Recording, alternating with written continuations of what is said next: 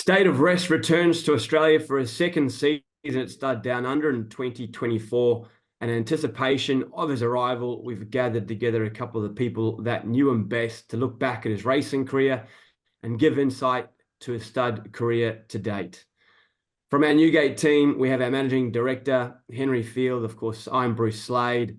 And we welcome wholeheartedly all the way from Ireland in their evening time, State of Rest's trainer, Joseph O'Brien, and probably State of Rest's biggest fan, Kevin Blake, the man who programmed State of Rest, commentated on his racing career, and now breeds to State of Rest through his Golden Farm. Guys, firstly, please know how grateful we are that you've taken the time to join us. It's super busy time up there for you guys as you build up to your flat season. No doubt plenty of excitement building up there for you. But also, yeah, can I add in there, Bruce? It's a great honour and a great privilege for the Australian racing public to hear from an Irish racing genius, as well as Joseph O'Brien. So it's great. I appreciate you guys making your time to be on today and to talk about State of Rest. So us Australian breeders can learn more about it. Our pleasure. Thanks very much, guys. Guys, let's first kick off. You obviously work on a day-to-day basis. Joseph training Kevin, working with the racing program of Joseph's horses. Joseph, you might kick us off. How did you guys first meet, and how did this work sort of come about? This relationship. Yeah, I suppose obviously when I started training, and we were lucky enough to have some horses that had been competing at stakes level, and as you know, it's super competitive in Ireland. I suppose it's super competitive everywhere. But kind of organically, Kevin and I were having some conversations about horses and just racing in general. And then we had a chat. I'm not sure exactly what season it was, but we had a chat and to see if Kevin would come on board with us on a more full-time basis. And it's particularly concentrating on plotting the careers of our higher class horses and achieving black type and achieving a good earning, a good pots where we can earn good money with horses, maybe in places that wouldn't be the first race that jump off the page to go to, particularly around Europe, obviously on a weekly basis, but also internationally. And we have a great relationship. We work a lot on speed maps every runner, and we're in contact every single day on all kinds of different things. But I think Kevin might remember better, but it came about pretty organically, and it's been Kevin's been a huge asset to me and our team, and we're looking forward to, obviously our season is just kicking off here, so we're looking forward to the season ahead. Kevin, do you want to elaborate on that? Yeah, it was 2017. I remember it actually, Royal Ascot 2017. Look, Joseph at the time was scaling very, very quickly. And that's a real challenge for any trainer. And in fairness to Joseph, like, he's never been shy about having a willingness to delegate and not trying to do everything himself. And I suppose, look, I had a skill set that was useful, and the personalities matched up well, which is always really important with these things. We think very similarly. And look, it's been a pleasure. Yeah, into nearly year 7 now. It's flown along. Yeah, it's a massive part of my life now, something I really enjoy. And sure, look, everyone in the game wants to have some sort of involvement, regardless of how small, in top horses. And being involved with Joseph, I've got to have a little tiny involvement in some unbelievable days, and so some really sweet ones, some of which we're going to talk about now in a few minutes, I reckon. Yeah, fantastic. Yeah, we sure will, guys. We sure will. I thought, given we're going to start, get down the conversation of State of Rest and his future career at stud. Now, you've both been exposed to champion racehorses, champion stallions, and of course you've been exposed to stallions that didn't make the grade either. Joseph, what do you think have been the key ingredients in what you've seen that do make the good stallions as good as they are? Well, I suppose, Bruce, in particularly with regard to state arrest, and his sire, Star Spangled Banner, who has been super successful up here and is still throwing out top horses all over the world, on a monthly basis. And the thing that sticks out with them is their attitude. State arrest was a particularly tough horse. I remember when we looked at him as a yearling at the sales. He was a big, powerful colt, and he was able to throw his weight around. And from the moment he got to the yard, was broken. He never had a temperature. He never had a dirty nose. He never missed a day's training. Never missed a day's work. And the more work he got, and the harder he was trained as he got older, the better he got. I think he was my first or second 2-year-old to run, of his year. So he was quite a precocious horse, which sometimes people forget. He won on debut.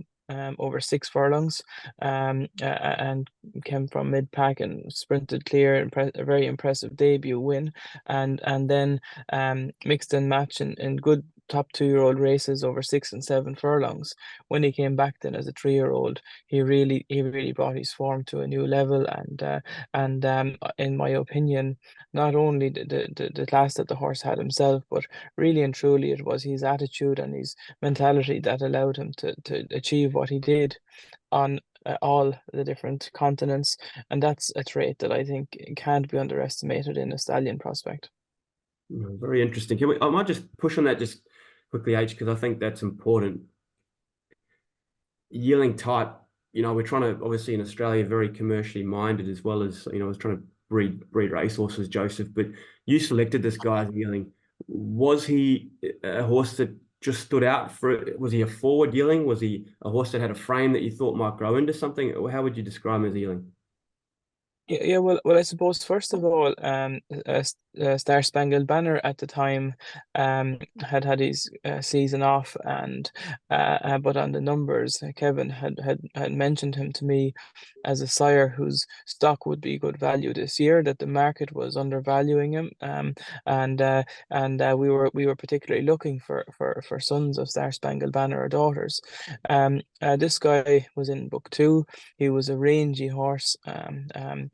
Lots of scope and a lot of quality, and it was a very good mover, and that's really what took us to him. He just looked athletic. He looked like a racehorse, and to be quite honest, when we bought him, he wasn't bought to be a real early 2-year-old. We thought he'd be a lovely mid-season horse, but as soon as we got him into work, we knew straight away that he was ready as any of our 2-year-olds, and like I say, he was just about the first one to the races that year. Kevin, it's interesting to elaborate on what Joe said about his 2-year-old career.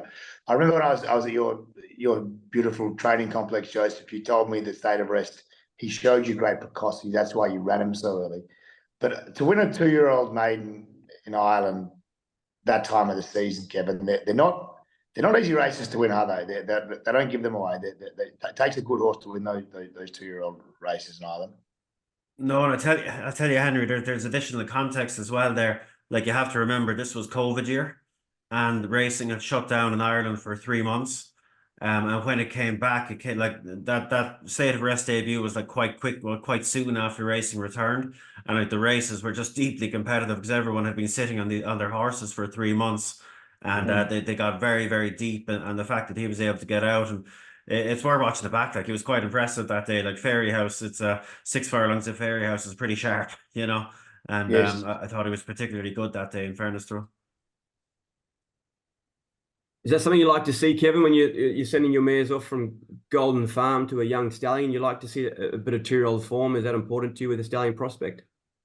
Oh yeah, look at if you're breeding to sell, there's so many boxes you have to tick, and precocity is one of them. Like, people, State of Rest, as we'll talk about his career highlights, people remember, they were when he was 3 and 4, but he was a 110 rated 2-year-old. That's putting them up in rarefied air, really, and you always value these things. And I actually remember, well, the day Joseph bought him, he was at the very, very end of book 2, and like Joseph had said, like, we were really focusing on Star Spangled Banner that particular year. And I just knew, because Joseph, you know, when he likes a horse, you could do your best to put him off, but you're never going to put him off. You know, you could give him lots of lots of facts and data and reasons to put him off. But if he really likes the physical, you won't put him off. I'm not saying I was trying to put him off, but I could just tell he kept asking me different things about him. It was towards the end of the sale. Maybe plenty of the orders were filled, but I could tell he really did like him. He really did like him, and he didn't want to leave him behind. So it's funny the way it works out. Joseph, with his you talk about his 3-year-old season. You made no secret of the fact you thought this was a very, very good colt, and his form as it stacked up was excellent. Why was it that he clearly on form he'd have been a real live Guineas winning chance? Why wasn't you bypassed those early Guineas races and instead targeted the Group 1 in North America a bit later in the season? Yeah, he trained through the winter with the Irish Guineas as his target, Henry. He tweaked the muscle about 3 weeks out from the Irish Guineas. He missed 2 weeks of training, and obviously that ruled us out of the Irish Guineas and Royal Ascot. So from there, we really just concentrated on an late summer autumn campaign. He went to the Curragh for a stake over a mile, and he got in a bunch of traffic. He stormed home, just got beaten in a listed race. But really, I knew, and we knew, when, even though he didn't win, we knew after that run, 3-year-old taking on older horses, highly rated older horses, there's no doubt he should have won. It was a big run, and from there we had the confidence to see this guy can compete at the top level. And really we looked at what options he had for the second half of the season, where the money was, and we picked out the races with just about the most money and went for them. He went to Saratoga, firm ground, very tight track, really an emphasis on speed. Traveled around there, and he showed a huge turn of foot and let down and galloped out strongly to the line. That was a hugely impressive performance. And when you have a horse that is full of pace and can go 10 furlongs, I think the Cox Plate is a pretty obvious race to target. Particularly at the time, you know, firm ground was something that we knew he handled very well, and it just kind of snowballed from there. Interesting, because it was an unbelievable Cox Plate. The horse came on my radar. Obviously, we all saw that he'd won the Saratoga Grade 1, the Saratoga Derby. He came on my radar when a good friend of both of ours, Nick Williams, told me that you thought this one was a bit special. So I thought, I'll watch this horse, and I thought, you know, you didn't bring him to any Cox Plate. You took on the horse of the year, Very Elegant, and won about 15 Group 1s, and you took on Animo, who was the absolute champion, 3-year-old of his generation. And so it was a strong Cox Plate, but seemingly, and from all reports, you had an enormous amount of confidence going into that Stella Cox Plate with this colt. Yeah, we did, Henry, and you know, to be quite honest, looking back on it, it was we were probably more confident than we should have been, given, you know, how good a race it was and how wrong at the weights you know, he was, how much weight he gave Animo. I think he gave Animo 7 kilos. You'd have to correct. 16 pounds. Yeah. 16 pounds. You know, so like it's an extraordinary amount of weight for when 6 they're months. When they're both 3-year-old colts, it's a big weight difference, isn't it? Yeah, it's a huge weight, and it can't be underestimated. I mean, if you just see a run-of-the-mill horse in the handicap, and you put 16 pounds on him, you know, you'll do well to finish in the first 10 in a good race. So really was a huge performance from him on the day. He fought so hard. The ground went against him. There was a bunch of rain. The ground went against him, and he really pulled it out of the fire. You know, so that was a performance that, you know, even on the ratings, I think it was a bigger performance even than the rating reflected on the day. And he came back then against the best in Europe and kind of proved his mettle after that. Yeah, it shouldn't be underestimated, you know, how much you must have thought of him, Joseph, and Kevin, to program the way you programmed. He's actually the first horse in history to win three consecutive Group 1s on three different continents. From the Cox Plate, he obviously won the progeny in Paris, and then of course that was his third Group 1 win on the third continent, and of course a couple of starts later won the Prince of Wales at Royal Ascot. I thought maybe Joseph, you might touch on a particular highlight in his racing career, one race that you really meant a lot to you, and yourself too, Kevin. Yeah, well, I suppose the Cox Plate is the obvious place to start. But I thought that the day in Ascot when he won the Prince of Wales, that was a really special day. Henry and all the ownership group were there. Obviously the Prince of Wales is, it's up there with any big race in the world, and to go and lead all the way, and the way he did, I thought was incredibly special, Bruce. And that's a day that I'll always remember. That was Bruce. Just for context, that was our partnership has won countless Group 1 races. That was the most special day for me personally on a racetrack. It was just unbelievable. It was just extraordinary. I remember Joseph hatching a plan, sent me a message, come down and meet me in the yard before the race. This horse has got great tactical speed, and we're going to use it. We're going to go straight to the front, and we're going to make a gallop, and we're going to run them off their feet, so to speak, or not run them off their feet, but take control of the race, grab the bull by the horns. And I thought, well, I'm very grateful that he's asking me and telling me this, but I think, Joseph, whatever you think, I'm happy to go with. And I remember your dad, I was talking to your dad after Aiden, and he thought you were a bit crazy, Joseph, but you pulled it off like a champion. So it was one of the all-time great days on a racetrack. Yeah, for all three. I reckon the opening of like Aiden walking down to Joseph to congratulate him on his Royal Ascot winner was like just watching from home, right? It was amazing. And then you've got Kevin rolling in his monologue about, just passionate, heartfelt. Oh, the Iron Horse, and then Henry. That monologue, Joseph. Did you hear that monologue, Joseph? Oh God, it was the best thing I've ever heard. It was like dirty talk. It was so good. I love listening to it. I repeated it 50 times. It was the best thing I've heard. It was particularly sweet for everyone now, because that was actually Joseph's first Royal Ascot winner. He won't thank me for saying, but it's a hugely important meeting, and we spend just a ridiculous amount of time planning and talking about it every year, and it had just been a very frustrating place. And I remember I was walking out with Joseph out to the car park afterwards, and I just said, "This is just typical you. You've broken your duck in the Prince of Wales, of all races to do it."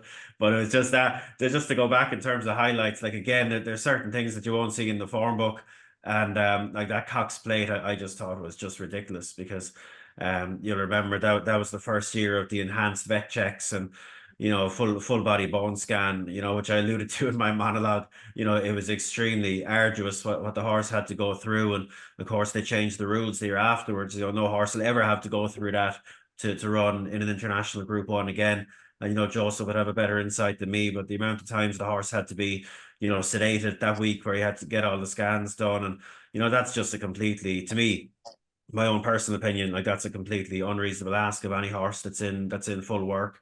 And it's good that they altered that rule, but for him to have to go through that and then go down again, it was a COVID year, like there was added hoops to jump through and everything, and go down there and train by himself, which he wouldn't have been accustomed to. Like there were so many layers to it, and to go down and beat Animo, giving him 16 pounds, very elegant. And he had to do so much running to get to Animo, from where he was in terms of track position. He made up ground very quickly, and then he really had to show his guts late on. Like it was so tough, and I know things got a bit tight, a bit of contact, etc. But my God, he had to be tough to get his nose down where it mattered. So that was as sweet as it gets now. But he made a pretty good job of bettering it at Royal Ascot, and like Joseph says, completely different ride. In all of those Group 1s, he'd been ridden for turn of foot, ridden patiently, and to jump out, make the run, and relax, and then be so generous when Shane wanted him, was brilliant. And holding off a really good horse in Bay Bridge, who'd been on his tail turning in, and I had every chance to go by him, and just wasn't able. You know, that was that was something else. You know, he was you know, you see, I'm sure you use all the photographs. You know, you see him there in that finish, the way he's stretching. You know, if you could ever sum up trying and effort in a still image, you know, I think those ones of him that day were really sum it up. You know. Yeah, no, absolutely fantastic, guys. I was going to just touch on his the early part of his stud career next. Before I went there, I thought, you know, it was probably interesting to hear from you. You know, at the point that you purchase State of Rest after his Cox Plate win, you know, we've got a speed-oriented Newgate roster. I think the furthest one of our stallions had won was 1,600 meters. So you next thing you go out and you buy a horse that's won a Cox Plate over 2,000 meters. You secure State of Rest.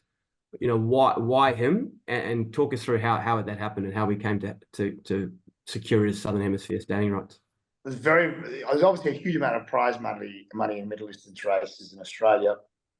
We wanted a horse to come into our roster that could sit in that mile and a quarter range, to be a really potent middle distance type stallion, classic type stallion for us. And you know, quite simply, Bruce, 3-year-old colts that win the Cox Plate have the most unbelievable record at stud. In the last 20 years, 5 3-year-old colts have won the Cox Plate. They include 3 outstanding stallions, So You Think, Seamus Award, and also Savabeel. So anytime you get a 3-year-old colt that wins a Cox Plate, it's such a hard race to win, such an elite race to win. If you get that colt, it's a very rare horse. So when the opportunity came up, coupled with his pedigree, I love the fact that he's by Star Spangled Banner, a wonderful Australian influence. And I also really love the fact that he's out of what's that to be a real blue hen mare, quite American mare, who's been subsequently purchased by Juddmonte, one of the most powerful breeding powerhouses on the planet. So his pedigree is spectacular. His race performance, that Cox Plate performance, was incredible. And I really feel if we're going to bring this type of animal into our farm, a horse that can breed us classic animals, I feel very confident we've made a good decision.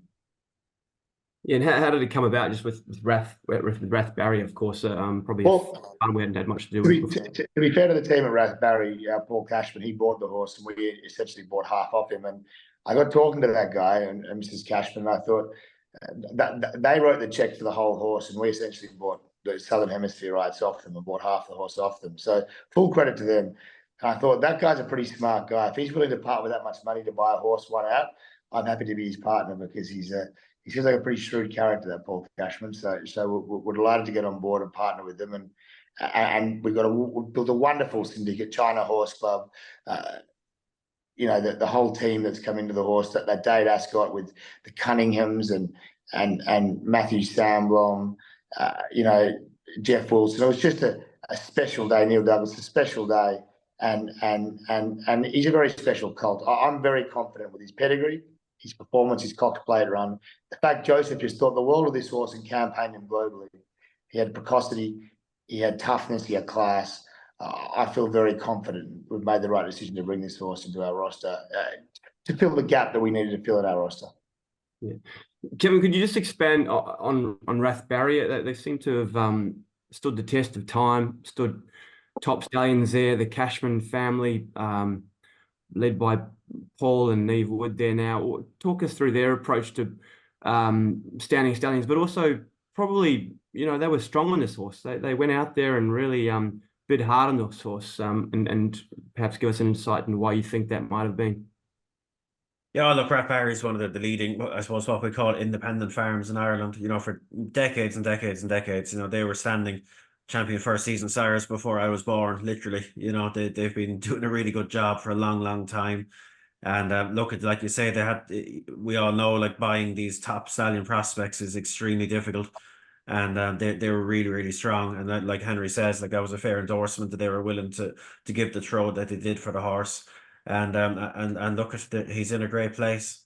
You know, he's in a great place. There was a great syndicate put together, as there was down on your side.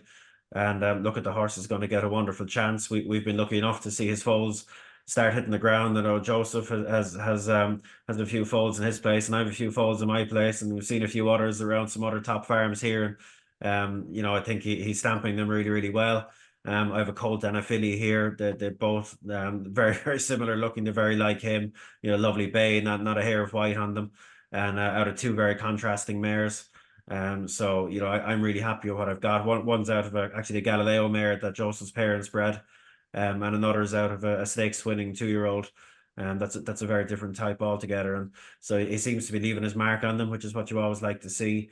And I know a couple of particularly strong breeders here that used him in his first season have been sending more mares back this season, which you always love to see, and sending more mares back this season. In one very notable case, I won't name him, but a very, very notable breeder has sent 3 this year, having sent 2 to him in his first year. So these are the things you love to hear and love to see. And yeah, it looks like he's going to have every chance in both hemispheres to show us all what he can do, and hopefully be a really important stallion. Yeah, Joseph, I was going to touch on obviously your family are keen breeders, but you own a couple of mares yourself, do you? And you've bred to the horse, and sort of, I guess, when his yearlings come out, you'll be on the hunt trying to find his best ones there too. Yeah, I'd like to think so, Bruce. We have three state of rest on the ground so far, 2 more to come. We have two mares back and foal to him. So we've put our money where our mouth is, and we've supported the horse strongly, and I hope to have plenty of his stock in our barn in years to come. Like I touched on it earlier, the thing that above all the accolades that we can give State Arrest for his performances on the track, from a trainer's point of view, he was the most straightforward horse, and I touched on it earlier, but it's worth mentioning again that he had an iron constitution, an iron mentality, and really every challenge that we put at the horse, he took it in his stride. I remember his last work before he went to Ascot. We let him do a kind of a breeze over 5 furlongs and let him stretch out the last furlong, and he came up and he broke 11 seconds and broke 10 seconds in his last furlong in a work when asked to stretch out, which was an unbelievable a thing for him to do at the time, and we knew then, as Henry touched on, going to Ascot, if he got to the lead early, he could stack up the race. We knew that he'd outsprint the although top class horses. We knew that he would outsprint them, and he did. So we've supported him heavily with our mares. We hope to have some more of his stock on the ground, as I say, over the next few weeks, and hopefully he can pass on his talent and his attitude, as I'm sure he will. Just fantastic insight, Joseph. Thank you. Henry, I might finish with you. Obviously, he was capped at 150 mares first season in Australia. He got a full book, incredible support, guys, down here. He got 40% of the mares he covered were either stakes performers or stakes winners, and they were a young group of mares too. 25% of the mares he covered were either maidens or carrying their first pregnancy. So young, black type mares. Can't wait for his first foals this coming season. But from a breeder's point of view, H, how do you think about him this year? How do you breed to him? How do you use him as part of your bloodstock portfolio? Yeah, I think he's a penalty kick this year. He's going to stand a fee of 25,000 plus GST, which is an incredibly competitive fee for a horse with his phenomenal body of work. But if you're selling second season yearlings by this horse, if any of his 2-year-olds do anything at all in Australia, the market will go crazy for him. But you'll get a free lead pass anyway, right? Because people will expect them to be classic 3-year-olds. So I think, given the phenomenal book of mares he got in his first year, the incredible record he'd had on the racetrack, this horse, his physique and his pedigree, I really feel that he's a real slam dunk for breeders in year 2. Yeah, makes total sense to me. Guys, thank you so much for your time. Joseph, Kevin, I hope this racing season is your best yet. I hope you uncover another State of Rest, but certainly looking forward to sharing in his success at stud in both hemispheres moving forward. Thanks, guys. Thank you so much, guys. I'm so grateful for your time. It's been phenomenal. Really appreciate it, Joseph and Kevin. Cheers, Henry. Thanks, Bruce. Thank you very much, bro. I enjoyed that. Brought back some very nice memories.